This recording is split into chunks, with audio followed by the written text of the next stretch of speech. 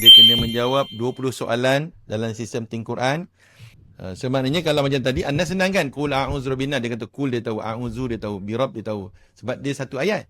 Yang macam ni, kan dia akan tanya 20 perkataan yang dia ambil secara rawak. Jadi, kalau seandainya saudara anak saya Huzaifah ni melakukan kesalahan 1, 2 ataupun 5, 6, kita kena maafkan dia lah. Sebab kadang-kadang yang dia jawab tu kita pun tak jawab. Okey, silakan Huzaifah. Bismillah. عليهم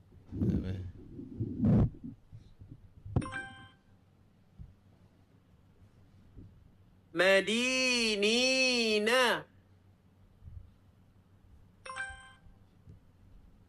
صراطا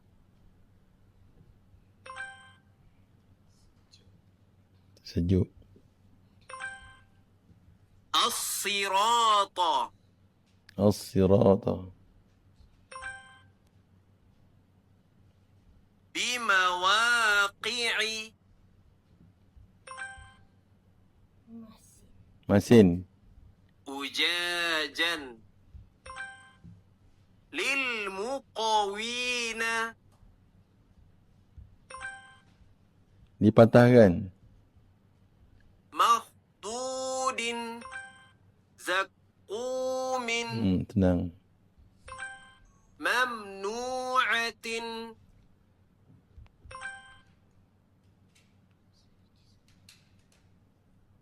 يسرون Kan? Tak apalah, budak-budak biasalah. بشيء Ini real tau.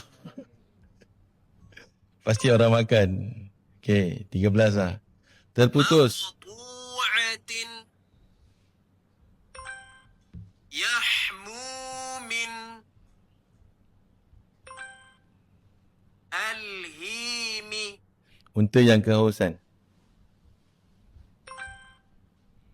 حطاما Toman. محرومون Dan kepada engkau.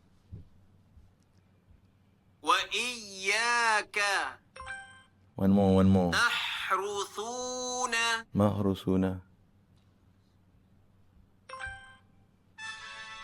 Terima kasih.